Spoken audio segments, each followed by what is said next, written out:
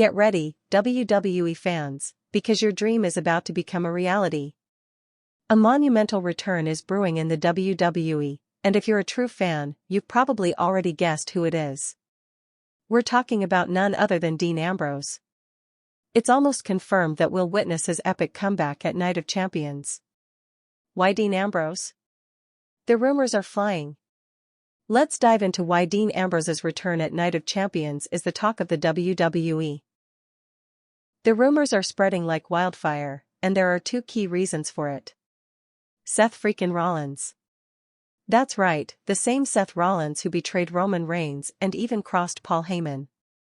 Now, he's Mr. Money in the Bank, and his team boasts two dangerous members, Braun Reed and Braun Baker. So, who's stepping up to challenge Seth Rollins? Nobody yet, right? Because CM Punk is tied up with John Cena. And you know Seth Rollins will try to interfere in that match, attempting to cash in his Money in the Bank contract. So, who's going to stop him? Who's the superstar who will thwart Seth Rollins' plans and prevent an easy, early cash-in? It's the Tribal Chief. Your Tribal Chief. The one and only Tribal Chief, Roman Reigns. Roman Reigns is returning to halt Seth Rollins at Night of Champions. But even Roman Reigns needs his team.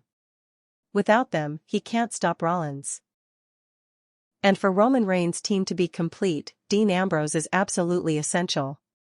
Only then can we witness the legendary Shield faction reunite once again. The second reason for Dean Ambrose's potential return? Saudi Arabia. Whenever WWE holds an event in Saudi Arabia, they go all out to make it the biggest and most unforgettable. These events often feature the return of superstars who aren't regularly working in WWE. In fact, there are even whispers that Goldberg will be returning for Night of Champions. With Gunther as the new World Heavyweight Champion, the speculation is that Goldberg is coming back to challenge him, setting up a massive Gunther vs. Goldberg match at Night of Champions. If Goldberg is returning, imagine the impact of Dean Ambrose rejoining Roman Reigns at Night of Champions, especially with the event in Saudi Arabia. WWE pulls out all the stops there to make these events truly spectacular. Dean Ambrose's return could reignite the WWE universe, which honestly feels a bit stagnant right now. What do you think? Should Dean Ambrose return? Let us know in the comments below. What if the return of a single superstar could rewrite the balance of power in WWE forever? That's not just hype. That's the question lighting up every forum, every group chat, every corner of the WWE universe right now. Whispers have turned to roars. Screenshots are circulating. Booking sheets have leaked. Fans are connecting the dots. And all signs point to one thing: Dean Ambrose is coming back. Yes, you read that right. The man who walked away from WWE in 2019, who tore through AEW as Jon Moxley, bashed sports entertainment in interviews, and swore off the WWE machine, might be on the verge of the most shocking comeback in recent memory. And he's not just returning for a cameo. According to insiders, backstage rumors, and emerging reports, he's returning to stand beside Roman Reigns. Let that sink in. This isn't a nostalgia pop. This isn't a Legends Night segment. This is about warfare. Strategic alliances. A power shift on the road to Night of Champions, and beyond. Because if Seth Rollins is forming a new empire, stacking his deck with monsters like Bronson Reed and Braun Breaker, then Roman Reigns needs backup. He needs someone who's been to war with him before. Someone who doesn't flinch when chaos breaks loose. He needs Dean Ambrose. And let's not pretend this is out of nowhere. If you've been paying attention, the clues are everywhere. But before we break them down, before we dissect the evidence, decode the booking patterns, and speculate about Night of Champions, let's go back. Because this story doesn't start with a contract being signed. It doesn't start in a boardroom or even a locker room. It starts in a brotherhood. Back in 2012, the Shield didn't debut, they detonated. Dean Ambrose, Seth Rollins, and Roman Reigns stormed into WWE like a black-clad wrecking ball. They weren't just another stable. They were the first post-Cena, post-Attitude Era act that felt like it could reshape everything. Ambrose was the wild card. The lunatic. The one who always looked like he was one step away from snapping, or saving the day. Fans couldn't predict him, and that made him electric. When the Shield disbanded, fans mourned. And as the years rolled on, each member carved out his legacy, Reigns as the tribal chief, Rollins as the architect of mayhem, and Ambrose as the man who walked away. And that's the thing. He left. He didn't just take a break or get drafted to another brand. Dean Ambrose torched the WWE bridge and vanished into the wilds of AEW. He cut brutal promos on everything from scripted lines to sanitized violence. He told the world he was done. That he didn't need WWE, and maybe, WWE didn't deserve him. So why is the buzz different this time? Let's talk facts. A few weeks ago, no one was seriously talking about Dean Ambrose coming back.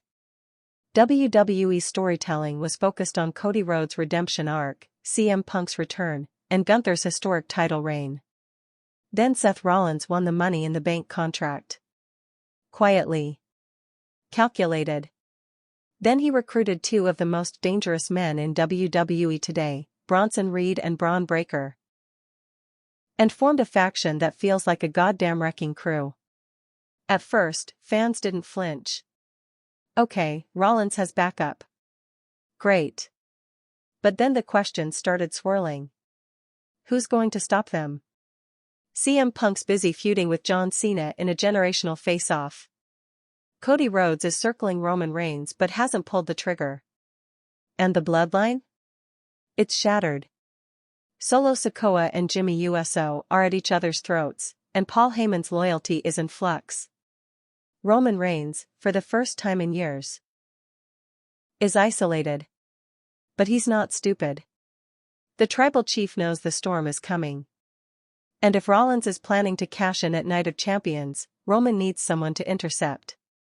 Someone who can strike without warning. Someone Rollins doesn't expect. Enter Dean Ambrose. It's poetic, right? The man Rollins betrayed in the Shield. The man he backstabbed with a steel chair over a decade ago. What if that man shows up in Saudi Arabia to even the odds? And more importantly, to stop Rollins from stealing the WWE World Heavyweight Championship? It doesn't just make sense. It writes itself. And don't forget, WWE doesn't do subtle storytelling anymore. They do moments. Huge, jaw-dropping moments. And what's a bigger moment than the return of the most volatile superstar of the past decade? Let's zoom out. WWE in 2025 is caught between eras. The old guard, Cena, Orton, Lesnar, is phasing out. The new blood, Breaker, Hayes, Reed, is rising fast. And in the middle, you've got Roman Reigns holding on to power while Seth Rollins plays kingmaker. The timing couldn't be more perfect for a shakeup. WWE is heading into Night of Champions in Saudi Arabia, a market known for spectacle. Every Saudi show since 2018 has featured at least one monumental return, from Shawn Michaels to Goldberg. The Saudi crowd doesn't just expect star power. They expect fireworks. Surprises. Chaos. Imagine the pyro hitting. Roman Reigns is down. Rollins is circling the ring, briefcase in hand. Paul Heyman is screaming at the ref. Cena and Punk are down backstage. There's no one left. And then, boom. The siren wails. The music hits. The crowd explodes. Dean Ambrose storms down the ramp in combat gear. The Shield isn't just back. Balance is restored. And here's the part no one's ready for. Dean Ambrose doesn't need WWE. That's what makes this return so dangerous. This isn't about a paycheck. It's not about nostalgia. It's about legacy. About finishing the story WWE never gave him the chance to complete. About standing beside Roman Reigns not as a follower, but as an equal. And maybe, just maybe, this time, he's here to burn it all down. So now it's your turn. What do you think? Should Dean Ambrose return to WWE? Should he align with Roman Reigns again, or should he come back swinging? Hit the comments. Let your voice be heard. Because something big is coming. And when it hits, you'll want to say you saw the signs before anyone else. Stay ready. Stay sharp. Night of Champions is almost here. It started with a whisper. A vague line buried in a wrestling podcast. Then came the cryptic tweet from a known wrestling insider, just 3 words, "He's coming home." And then came the leak. Not an official WWE press release. Not a front-page headline. Just a single backstage document snapped on a blurry phone camera. But it was enough. At the bottom of that document was a name nobody expected to see again. A name that shouldn't have been there. But it was. Dean Ambrose. No explanation. No details. Just a line that set the wrestling world on fire. It didn't take long for the buzz to go nuclear. Fan forums went into meltdown. YouTube creators started dissecting every second of Monday Night Raw for clues. Twitter timelines turned into war zones. Was it real? Was it misdirection? Was WWE playing games again, dangling something they had no intention of delivering? But then came the real twist. WWE's own social team posted a promo for Night of Champions, heavily stylized, loaded with Easter eggs. One particular shot showed Roman Reigns sitting alone in a dark room, his head bowed. In the background? 3 chairs. One with a black vest draped over it. That was the confirmation fans needed. WWE doesn't do subtle unless they want fans to scream. Something was happening. And not just anything. A contract has been signed. A deal has been made. Dean Ambrose is either on his way back to WWE, or they're committing the biggest bait-and-switch in modern wrestling history. And here's the kicker, every move WWE has made in the past 4 weeks supports the return. For starters, AEW removed Jon Moxley from a major pay-per-view ad campaign just days ago. Officially, they cited creative reshuffling. But insiders claim the move came after Moxley requested time off. Not injury-related. Not family-related. Just time. And anyone who knows how tightly AEW guards its top stars knows that's not nothing. Then there's the WWE travel manifest for Saudi Arabia. These are typically locked down and protected like national secrets. But a recent leak, verified by 2 separate wrestling journalists, shows a VIP section booked under a pseudonym matching Moxley's known travel alias. This is the same alias he used when traveling internationally under WWE's banner before 2019. Coincidence? Maybe. But unlikely. The bigger picture is what gives it weight. Seth Rollins just took the Money in the Bank briefcase. Roman Reigns is without his cousins. The company needs an anchor storyline going into Night of Champions, and they've already played the Cena Punk card. There's only one shock left that could eclipse everything else on the card, and that's the return of Dean Ambrose. But let's slow down and ask a fair question, why would Ambrose come back at all? This is the same guy who tore WWE apart in interviews. He ripped into their creative structure. He mocked their promo scripts. He accused them of wasting talent and stifling creativity. His departure in 2019 was loud, public, and final. He wasn't just walking away, he was slamming the door behind him. The answer is twofold. First, timing. WWE is under new leadership. Triple H has been rebuilding trust with former talent. Multiple superstars who left bitterly, CM Punk, Cody Rhodes, even Logan Paul, have returned under this new regime and been treated like assets instead of problems. Ambrose has a strong history with Hunter. It was Triple H who helped push the Shield into the main event spotlight. That matters. Second, purpose. AEW gave Jon Moxley space to breathe, to bleed, to brawl. But even diehard fans have started to feel the edge dulling. He's fought everyone. He's carried the company through crises. And now, the question is simple, what's left for him there? Returning to WWE, especially on the grand stage of Saudi Arabia, would not just be about nostalgia. It would be about impact. Shock value. A career pivot. If he comes back, it's not to be mid-card filler. It's to shift the main event scene permanently. And if the rumors are accurate, that's exactly the deal that's been made. Sources close to the negotiation claim that Ambrose's new WWE contract is structured differently from traditional full-time deals. It reportedly mirrors the agreements held by Brock Lesnar and Roman Reigns: limited dates, creative input, massive incentives tied to ratings and merch. It's not a long-term grind.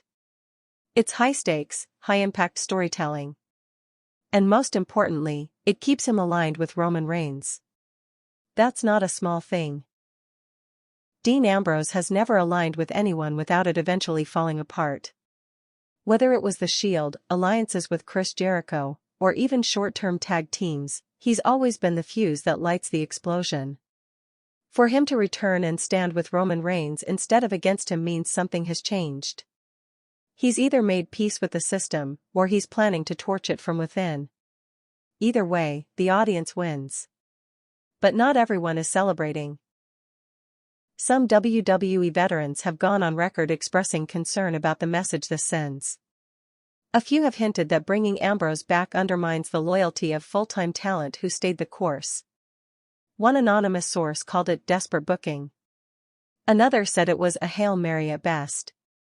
But that's part of the appeal, isn't it? This isn't a safe move. It's a gamble. It's booking on the edge. And WWE hasn't been this unpredictable in years. The last time Dean Ambrose was in a WWE ring, he left in silence. No fanfare. No goodbye speech. No closure. Just a walk down the ramp and into the shadows. Now, he might be walking back into the light. And if the reports are true, we won't have to wait long to see it happen. Night of Champions is days away.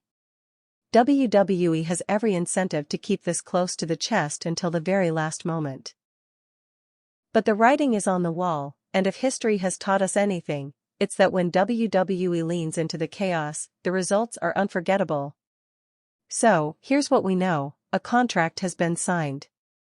The terms are sealed. The flights are booked. Dean Ambrose is coming back. And this time, he's not walking alone. For those who know, this question feels almost ridiculous. But if you're new to wrestling or came into WWE during the Tribal Chief era, it's easy to miss just how pivotal Dean Ambrose once was. Not just as a character. Not just as a wrestler. But as a symbol. When Dean Ambrose hit the main roster in 2012 alongside Seth Rollins and Roman Reigns, he wasn't an unknown. In the independent scene, he was already infamous under the name Jon Moxley. His promos were unhinged, his style was brutal, and his matches were as unpredictable as he was. He didn't walk into the ring. He hunted. He didn't cut promos. He ranted like a man who had been locked in a basement too long and just found a microphone. WWE picked up on that chaos and weaponized it. Instead of molding him into a clean-cut, smile-for-the-camera babyface, they let him lean into the persona that made him famous. He became the mouthpiece of the Shield, a three-man wrecking squad that felt like a vigilante SWAT team with attitude. In those early years, Ambrose stood out. Roman Reigns was the powerhouse. Seth Rollins was the technician. But Ambrose was the soul. The madness. The guy who always looked like he was 2 bad days away from flipping the entire industry on its head. After the Shield imploded in 2014, thanks to Rollins' now infamous chair shot, Ambrose didn't fade. If anything, he got louder. He became a top singles star almost immediately. Fans latched onto him not because he was the best technical wrestler, but because he felt real. Dangerous. Unpredictable. When Ambrose showed up, you had no idea what kind of segment you were going to get. In a company that too often felt overly polished, Ambrose was the crack in the glass. By 2016, he was holding the WWE Championship. He had standout feuds with AJ Styles, Kevin Owens, and of course, his former Shield brothers. He was part of some of the most intense matches and promos of the PG era, somehow pushing the limits of what was acceptable while still keeping it network-friendly. But there was always something off. Even at his peak, Ambrose never felt fully integrated into WWE's machine. He wasn't a company guy in the traditional sense. He didn't do PR the way Cena did. He didn't follow scripts word for word. You could see it in his eyes when he cut promos, he wasn't always buying what he was selling. That disconnect became a problem around 2018. Ambrose had returned from injury jacked and hungry. Fans were ready for a heel turn. WWE gave it to them, but what followed was one of the most tone-deaf heel runs in recent memory. Ambrose wasn't allowed to be wild. He was scripted into being a germaphobe. He cut promos about vaccination shots and disinfectant. He feuded with Seth Rollins in a story that had zero teeth. And behind the scenes, the frustration was boiling over. In 2019, he made the decision. He walked. No big storyline exit. No send-off. He finished his contract, refused to renew, and left. That summer, Jon Moxley debuted at AEW's Double or Nothing pay-per-view, and it sent shockwaves through the wrestling world. His message was loud and clear: WWE stifled him, and he was done playing by their rules. For the next several years, Moxley would redefine what a wrestling career could look like outside the WWE system. He became AEW's cornerstone, a three-time world champion, and the man who carried the company on his back when others couldn't. He cut promos without scripts. He wrestled deathmatches. He bled. He brawled. He turned the violence up to 11 and never looked back. But that's only part of the story. Even while Moxley thrived in AEW, something kept bringing fans back to the past. The Shield chants never stopped. Anytime Reigns and Rollins were in the ring together, the Ambrose-sized hole in the story was obvious. WWE never filled it. Not with new factions, not with call-ups, not with nostalgia acts. Dean Ambrose left, but he was never forgotten. His legacy wasn't just about the titles or the promos. It was about the rawness he brought to a product that often felt too controlled. He reminded people of what wrestling used to feel like: chaotic, personal, and unscripted. He made you believe he could snap at any second, and that was thrilling. And now, after 5 years in the wilderness, he might be on his way back to where it all started. But here's the twist: this time, he's not just Dean Ambrose. He's Jon Moxley in Dean Ambrose's world. He's older. Smarter. More dangerous. And if he returns, he won't just pick up where he left off. He'll be stepping back into WWE with a completely different perspective, and possibly, with more creative power than he ever had before. That alone makes this return bigger than just a nostalgia pop. It's not about giving fans a one more run. It's about reintroducing a wild card into a game that desperately needs one. Dean Ambrose might have left WWE as a frustrated mid-carder with a chip on his shoulder. But if he comes back now, he comes back as a main eventer, a free agent turned mercenary, a man with nothing to lose and everything to gain. And that version of Dean Ambrose? That's the most dangerous one yet. Dean Ambrose's exit from WWE wasn't just another case of a talent letting their contract expire. It was a statement. A rebellion. Cold, calculated middle finger to the system that made him a star, and then slowly strangled the chaos out of him. Let's be clear, when Dean Ambrose, real name Jonathan Good, walked away from WWE in early 2019, it shook the industry. Not because people hadn't left before. They had. But because he walked away on top. As a former world champion, one of the most recognizable faces in the company, and a guaranteed main eventer. He wasn't released. He wasn't fired. He chose to leave. And he didn't just leave quietly. He walked out with intent. He turned down a multi-million-dollar contract renewal, complete with full creative perks, and left behind everything most wrestlers grind for their whole lives. Why? What could make a man leave that kind of money, security, and spotlight? According to Moxley himself, it came down to one word: freedom. In a scathing interview with Chris Jericho shortly after his AEW debut, Moxley laid it all out. WWE, he said, was creatively bankrupt. The writing was suffocating. The promos were scripted, over-rehearsed, and often insulting to the intelligence of both the talent and the audience. Every segment was micromanaged. Every risk was a battle. And the final product, the one fans saw on TV, was often a watered-down version of something better that died in the writer's room. Moxley didn't just dislike the system. He despised it. He spoke openly about the frustration of showing up to work every week knowing he'd have to fight just to make basic character decisions. He talked about cutting promos that made him cringe.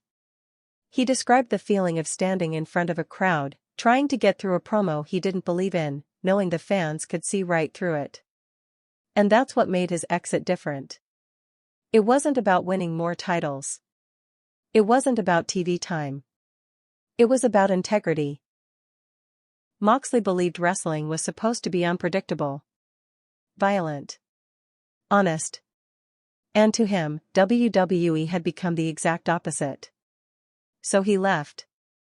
The moment his non-compete clause expired, Jon Moxley was reborn. He made his debut at AEW's Double or Nothing, charging through the crowd, flipping the script, and hitting Kenny Omega with a thunderous paradigm shift.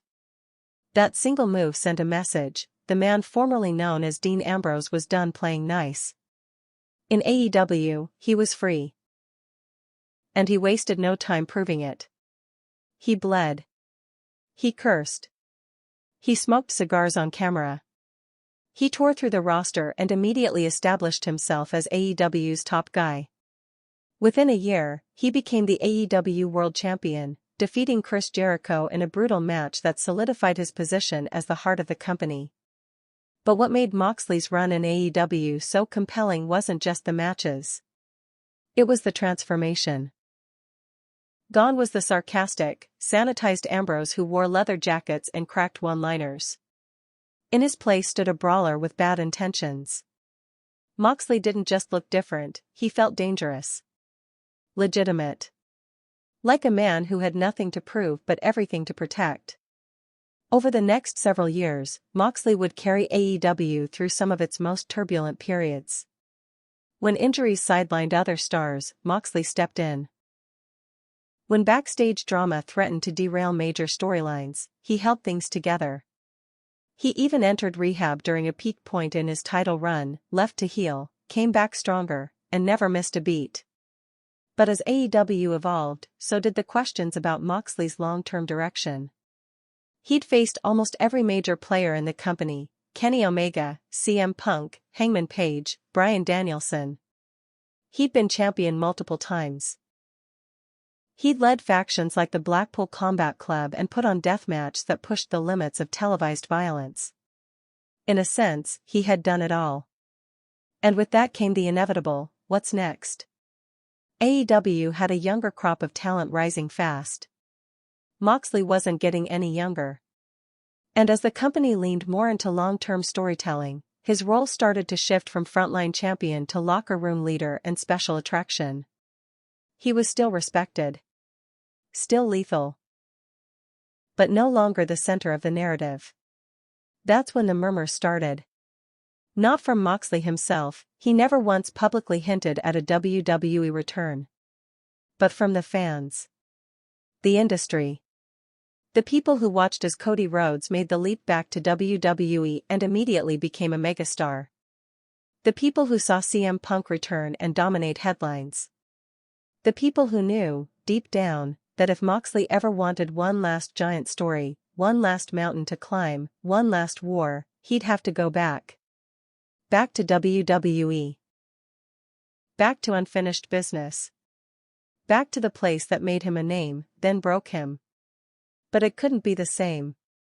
He wouldn't go back as Dean Ambrose, company man, erratic punchline, or tag-along sidekick. He'd have to return on his terms. With creative control. With protection from the same system that drove him away. And with the promise that if he stepped back into that ring, it wouldn't be for nostalgia, it would be for war. That's the deal fans now believe has been made. Multiple insiders have hinted that WWE's new leadership, especially Triple H, approached Moxley with a radically different offer than the one he declined in 2019. This one isn't about locking him into house shows and meaningless backstage segments. It's a special appearance deal, structured for impact, not volume. It gives him creative input, lets him keep his edge, and allows him to work around big money moments like Night of Champions. And maybe most importantly, it brings him back not to feud with Roman Reigns, but to fight beside him. Which is ironic, considering Reigns was once positioned as the company's chosen one, while Ambrose was treated as the expendable third wheel. Now, 5 years later, the equation has flipped. Reigns needs backup. Rollins is a threat.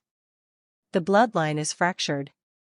And the company is desperate for fresh oxygen in its top storylines. That oxygen just might come in the form of the one man who once walked away from it all. Dean Ambrose didn't leave WWE because he wanted to quit wrestling. He left because he loved it too much to fake it. Now, if he's coming back, it's not out of loyalty to the brand. It's not because he misses the locker room. It's because, somewhere in the chaos of returning, there's still a fight worth finishing. And this time, no leash. No filter. No gimmicks. Just Moxley, on his terms. It's been over a decade since The Shield made their explosive debut at Survivor Series 2012, but if you listen to the crowds at any WWE event today, you'd think it happened last week. Sierra. Hotel. India. Echo. Lima. Delta. The signature entrance. The tactical gear. The triple powerbomb. Those memories haven't faded, they've solidified into myth. The Shield wasn't just a faction. It was a cultural reset. Before them, most groups in WWE were throw together alliances designed to serve a short-term angle. Stables like the Core, Nexus, or League of Nations came and went with barely a legacy to their names. The Shield, by contrast, felt permanent from the start. Not because they were friends, but because they had a mission. Their mantra, justice, was simple but potent. They didn't align themselves with babyfaces or heels. They didn't cut traditional promos. They emerged from the crowd like mercenaries, executed their attack, and disappeared. And it worked. Dean Ambrose was the unstable mouthpiece, a twisted blend of unpredictability and obsession. Seth Rollins was the high-flying architect, the strategist with flair. Roman Reigns was the powerhouse, the silent destroyer whose presence alone made a statement. Together, they weren't just complementary, they were combustible. Their chemistry felt real because, in many ways, it was. When they debuted, fans had no clue what was coming. They didn't just feud with undercard talent. They went straight after main eventers. Cena. Ryback. CM Punk. The Undertaker. And they won. Over and over again. They didn't feel like rookies. They felt like a unit designed to disrupt the system, and the audience couldn't get enough. By the time they turned face in 2014, they were untouchable. Feuds with Evolution and the Wyatt family elevated their myth. Their matches were fast, violent, and precise. They had each other's backs, and that bond resonated with fans in a way few factions ever achieve. But then came the chair shot. June 2, 2014. Raw. Seth Rollins drove a steel chair into the spine of Roman Reigns, and the legacy of the Shield entered Phase 2. The betrayal wasn't just shocking. It was biblical. Fans didn't just feel it. They remembered it. The Triple Brotherhood was broken, and each member went on to carve their own path. Reigns rose through sheer force of will. He battled boos, creative disasters, and medical setbacks to emerge as the tribal chief, a fully formed, multi-layered character who rules the current era with absolute authority. Rollins morphed into the Joker of the WWE. Constant reinventions. Mania moments. Cash-ins. The architect became the visionary, a man constantly scheming, always one step ahead, until he wasn't. Ambrose? He became the martyr. He walked into the fire, got burned by WWE creative, and left on his own terms. But he was also the most real. The most raw. His departure didn't feel like a gimmick, it felt like a man escaping a cage. And yet, no matter how far they traveled individually, the ghost of the Shield followed them. Fans never stopped comparing their trajectories. Every title win. Every betrayal. Every stare down. They were never fully separate because the story was never fully finished. Even WWE leaned into it. WrestleMania main events. Shield triple threats. Occasional tag team reunions. Even after Ambrose left, WWE referenced him constantly, sometimes subtly, sometimes blatantly. They couldn't let go, because neither could the fans. The reason? The Shield didn't just represent dominance. They represented brotherhood. In an industry driven by betrayal, scripted turns, and backstage politicking, the Shield felt different. They had real chemistry, born out of shared grind and mutual respect. When they hit the ring together, you believed it. Not because WWE told you to, but because you could feel it in their rhythm. And that's what makes the current rumors so powerful. The idea of Dean Ambrose returning, not as a solo star, not as a nostalgia pop, but as an ally to Roman Reigns, taps into the deepest part of what made the Shield special, loyalty born from chaos. Rollins has already betrayed them. Twice. He's now a threat again, this time with even more dangerous allies. The bloodline is fractured. Roman is vulnerable. He needs someone who's fought beside him in the fire. There's only one answer. Ambrose returning to reunite with Reigns isn't just logical. It's poetic. A full-circle moment that threads the needle between history and current storyline. And for longtime fans, it would feel like closure, not because they want the past back, but because they want it rewritten the right way. Imagine it. The two remaining brothers standing together. Ambrose, battle-hardened, unhinged, and dangerous. Reigns, calculating, stoic, ruthless. Their motivations may differ, but their mission could align once again, keep the throne out of Rollins' hands. And here's the deeper layer, what if this version of the Shield doesn't just echo the past? What if it's something new? A darker version. One not bound by justice, but by survival. That's the brilliance of the Shield's legacy. It's elastic. It adapts. It could be a full reunion. Or it could be an uneasy alliance. It could last one night or set up a 6-month arc. No matter what, the moment Ambrose returns to Roman's side, the crowd erupts. Not just because of nostalgia, but because it makes narrative sense. Storytelling in wrestling works best when the emotional history of the characters bleeds into the present. With the Shield, WWE has a goldmine of unresolved emotional weight. Fans still remember the chair shot. The betrayals. The missed moments. The cracks that never healed.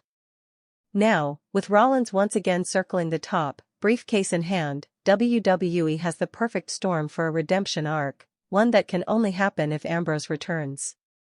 So why does the Shield still matter? Because they weren't just a group. They were a mirror. They reflected our desire for loyalty, for justice, for something that felt real in a scripted world. They embodied what modern wrestling could be: raw, unpredictable, emotional. If Dean Ambrose returns at Night of Champions, it won't just be a big pop. It will be the resurrection of a legacy, and maybe the final chapter of a brotherhood fans never stopped believing in. If Roman Reigns is the king of the current WWE landscape, then Seth Rollins is the agent of disruption. He's not a ruler. He's a saboteur. A chaos merchant. And right now, he's holding the most dangerous piece of leverage in WWE, the Money in the Bank briefcase. Let's rewind. Rollins didn't need the briefcase. That's what makes this so dangerous. He was already a top-tier superstar. A main event regular. A merch mover. A fan favorite. But now, with that briefcase in hand, he's more than a threat, he's a ticking time bomb. And if history tells us anything, Seth Rollins with power is a problem. This isn't just about Rollins cashing in a contract. It's about a man with a history of betrayal, manipulation, and mind games stepping into a power vacuum created by the cracks in the bloodline. Reigns no longer has the guaranteed backup he once did. Solo Sikoa has gone rogue. Jimmy Uso is lost in the shuffle. Paul Heyman is scrambling. Enter Rollins. He's not just looming in the background. He's making moves. Recruiting. Building. This new version of Rollins isn't just laughing in outlandish suits and mocking his rivals with riddles. He's constructing a faction that mirrors the Shield in form, but not in function. This time, he's not playing the role of the brother. He's the kingpin. Bronson Reed and Braun Breaker aren't sidekicks. They're weapons. Reed is pure muscle, a wrecking ball in human form. Breaker is the genetic hybrid of strength and speed, still raw but already terrifying. Together, they're a blunt force trio designed for one thing: domination. And Rollins is using them with precision. He's been attacking from the shadows, taking out threats quietly, strategically. He's not looking for open conflict. He's waiting. Watching. Biding his time. Because Rollins knows the value of patience. He's already proven it. The original Money in the Bank cash-in, the heist of the century at WrestleMania 31, cemented Rollins as a legend. He didn't rush it. He waited for the perfect moment, then struck when both Roman Reigns and Brock Lesnar were broken and bleeding. The crowd exploded. The narrative shifted instantly. Rollins walked out with the gold and the spotlight. Now, history is threatening to repeat itself. Night of Champions presents the same ingredients: high-stakes matches, exhaustive competitors, unstable alliances, and a distracted Reigns. Rollins doesn't even need to appear on the card officially. He just needs to wait until Cena and Punk tear each other apart, until Reigns fends off whatever threat WWE throws at him, and then strike. And this time, if Rollins wins, he becomes the one man who's held WWE's biggest titles across multiple eras. It cements his legacy as more than a moment maker. It puts him on a collision course with Reigns that can't be avoided or delayed anymore. But here's what makes this story more potent: the personal history. This isn't just a cash-in. This is a reckoning. Rollins has betrayed Roman Reigns before. He was the one who splintered the Shield. He's attacked Reigns at his highest moments. He's mocked him. Outmaneuvered him. And even when he lost to Roman in past matches, he still walked out with the upper hand mentally. And now he has muscle. A new faction. A younger, hungrier army. It's not hard to see what's coming. If Rollins cashes in and becomes champion again, Roman Reigns' empire begins to collapse for real. It's not just about losing the belt. It's about being outsmarted by a former brother, again. Which brings us to the tension. WWE hasn't announced an official match between Reigns and Rollins at Night of Champions. That's deliberate. Rollins isn't supposed to be the focus. He's the shadow. The background noise. But fans know better. They've seen the slow build before. They've watched Rollins play this exact game and win. And this time, the stakes are even higher. Reigns is no longer just a champion. He's a symbol. The Tribal Chief era has become a movement. A cultural benchmark. To have that snatched away by a briefcase cash-in would be seismic. It wouldn't just end a title reign. It would shatter the aura. That's what Rollins wants. Because Rollins doesn't care about tradition. He doesn't care about legacy. He cares about being the one man who can do what nobody else has done, take Reigns down, not with brute force, but with strategy. And here's where things get even more complicated. Rollins' actions have also put him on a collision course with CM Punk. The briefcase gives him leverage, and he's already used it to insert himself into conversations he wasn't invited to. He's shown up during Punk promos, dropped subtle jabs at Cena, interfered in tag matches where he had no business being.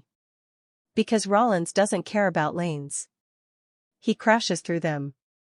But here's the wild card: what happens if Dean Ambrose returns? That's the X factor Rollins can't plan for. He's got Reigns on his heels. He's got the briefcase. He's got the backup. But he doesn't have a counter for the one person who knows his playbook by heart. The one man who's not afraid to dive into chaos with him. The one man who has nothing to lose and every reason to shut Seth down before he steals everything. If Ambrose returns, the chessboard resets. Suddenly, Rollins isn't the puppet master anymore. He's exposed. Vulnerable. Outnumbered. Because as powerful as Bronson Reed and Braun Breaker are, they don't have the ring IQ, the psychological edge, or the sheer volatility of a man like Dean Ambrose. And Rollins knows it. You can see it in his promos. The way he avoids Ambrose's name. The way he dodges Shield references. Rollins isn't just planning for Roman. He's hoping Ambrose stays away. Because if he doesn't, Rollins' master plan crashes before it ever gets executed. And that's the story waiting to unfold at Night of Champions. Not just the potential of a cash-in. Not just the rise of a new faction. But the return of a ghost from Rollins' past, ready to burn his kingdom before it's even built. For nearly 4 years, Roman Reigns has ruled WWE with absolute authority. He's not just a champion, he's the champion. The tribal chief. The head of the table. The centerpiece of the most dominant run in modern wrestling history. But now, for the first time since donning that crown, Roman Reigns finds himself exposed. Not because he's weak. Not because he's lost a step. But because his empire is crumbling. The Bloodline, once an unbreakable dynasty, has fractured beyond repair. Jey Uso is gone. Jimmy Uso turned. Solo Sikoa has drifted from ally to potential threat. And Paul Heyman, the wise man, the ever-loyal mouthpiece, looks increasingly desperate as the chaos mounts. Roman Reigns has always been at his best with a unit behind him. That's what made the Shield lethal. That's what made the Bloodline terrifying. Alone, Reigns is a once-in-a-generation performer, but backed by soldiers, he's unstoppable. Right now? He's vulnerable. And he knows it. You can see it in the subtle shifts of his character. The longer silences. The hesitation. The rare moments of doubt in his eyes. Reigns is starting to understand that dominance built on fear and intimidation has a short shelf life. Once the armor cracks, everyone tries to break you. And right now, Seth Rollins is ready to strike. With the Money in the Bank briefcase, Rollins doesn't need a fair fight. He needs a moment of weakness. Reigns exhausted after a title defense. A post-match beatdown. A distraction. 1 second of vulnerability, and Rollins walks out with the gold, while Reigns' legacy crumbles. Roman sees it coming. He knows what's at stake. But the difference this time is that he doesn't have his usual wall of protection. He can't rely on family. He can't trust Solo. He's outnumbered, outflanked, and for the first time in years, he's playing defense. That's why the rumors about Dean Ambrose returning hit so hard. Because for Roman Reigns to survive this storm, he doesn't just need a teammate. He needs a brother. The Shield wasn't perfect. It imploded, like most great factions do. But the bond between Reigns and Ambrose was forged in blood and battle. They went to war together, and even after the betrayals, even after the departures, there's a thread that's never been fully severed. Reigns knows what Ambrose brings. He knows this isn't someone who needs to be protected. This is someone who thrives in the fire. Who doesn't just absorb chaos, he is chaos. And that's exactly what Reigns needs. With Rollins plotting. With Cena and Punk locked in their own orbit. With the roster swirling in uncertainty. Roman needs an equal, not a subordinate. Someone who understands the stakes and won't hesitate when it's time to go to war. The Shield was built on balance. Reigns' power. Rollins' brain. Ambrose's volatility. That chemistry is what made them dangerous. And even now, years later, that formula still works, if the pieces are willing to come together again. Imagine the impact. Night of Champions. Reigns defends his title. He wins, but barely. Rollins' music hits. The briefcase comes down. Reed and Breakker storm the ring. Paul Heyman is panicking. The crowd is roaring. And then, Ambrose hits the ramp. No theatrics. No catchphrase. Just boots on the ground and fists flying. That's not just a surprise. That's balance restored. And it also sets up something deeper. Roman Reigns is a different man than he was during the Shield era. He's colder. Sharper. More strategic. If he brings Ambrose back into the fold, it won't be out of nostalgia. It will be a calculated move. Reigns doesn't give trust. He uses people. Manipulates them. That's what makes him the tribal chief. So the question becomes, is this a reunion or a temporary alliance? Reigns might need Ambrose now. But what happens if Ambrose starts stealing the spotlight? What happens if the fans start chanting his name again? What happens when Ambrose refuses to follow orders? That's the storm waiting to happen. And Reigns knows it. But right now, the immediate threat is Rollins. And for Roman to survive Rollins, he needs to plug the holes in his empire. He doesn't need new foot soldiers. He needs someone who's been in the trenches.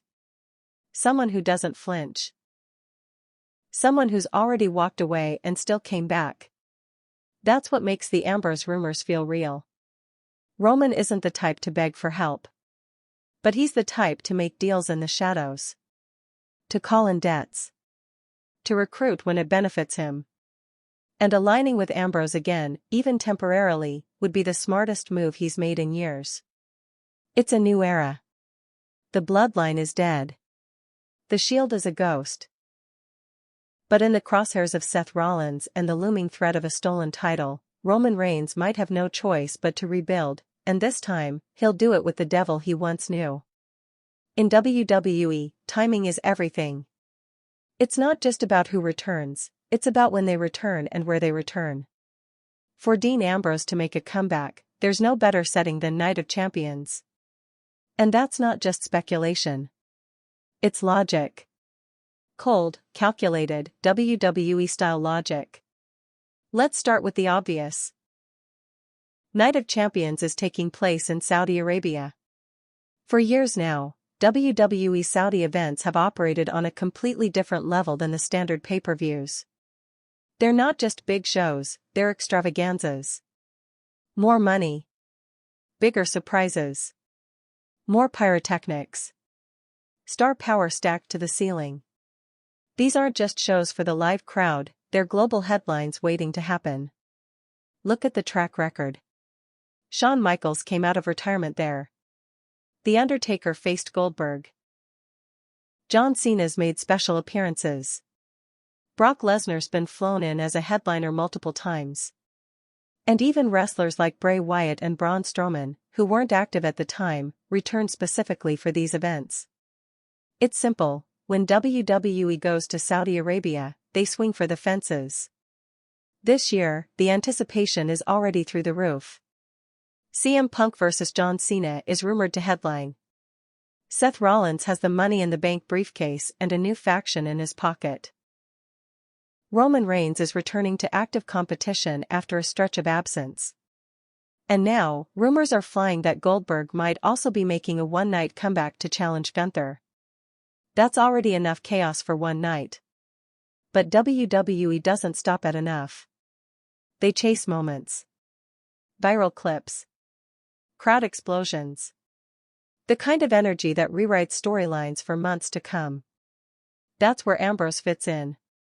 Picture the atmosphere, the lights dim. The match card is overloaded. The crowd has already been hit with one shock after another. Then Seth Rollins' music hits. The fans know what's coming. A cash-in. A blindside. Roman is defenseless. Paul Heyman is panicking at ringside. The referee signals for the bell. And then, everything stops. A siren. The beat drops. And Dean Ambrose's theme explodes through the arena. That's a moment. One of those rare, high-voltage moments that makes people leap off their couches. That breaks the internet. That dominates headlines.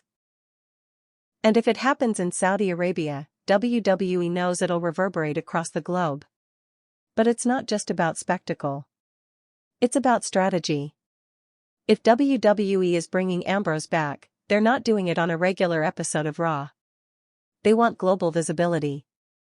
Saudi shows are broadcast in premium time slots around the world. They trend on every platform. And because they've become known for unexpected returns, fans are already tuned in, waiting for the surprise. Ambrose showing up in that environment doesn't just make sense, it guarantees maximum impact. But let's talk story, because the setting only works if the narrative lines up. Night of Champions is, thematically, about gold. Every title matters. Every champion is targeted.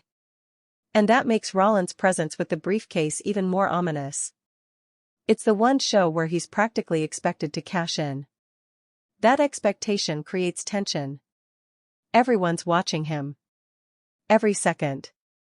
Every movement. Waiting. And that's the perfect environment for a swerve. Ambrose doesn't need to announce his return ahead of time. He doesn't need to be advertised. His absence is part of the anticipation. And when he finally hits that ramp, it feels earned, because the story has been building. Roman needs help. Rollins is circling. There's no one left in Roman's corner. The bloodline is fractured. Punk and Cena are engaged in their own war. Cody's not in the building. LA Knight isn't in that lane. There's no logical savior, until there is. Ambrose doesn't come back to cut a promo. He comes back to fight. And that brings us to another key element, contrast. Saudi shows are known for pageantry. Overproduced promos. Long entrances. Elaborate sets. Ambrose would be the opposite of that. He brings grit. Realness.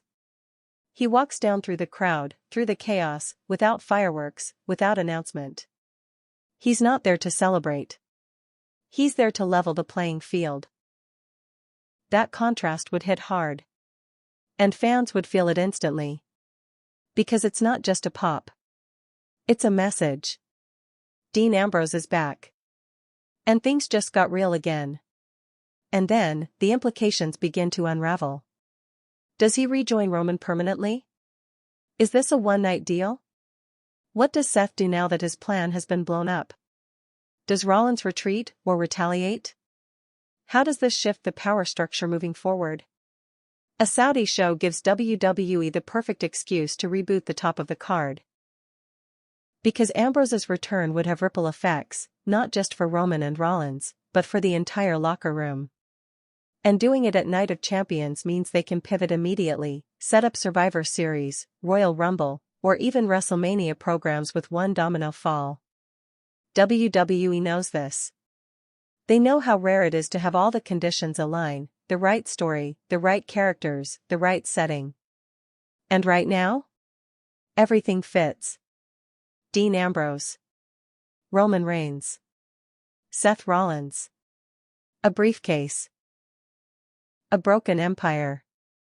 A global stage. That's not just good booking. That's perfect booking.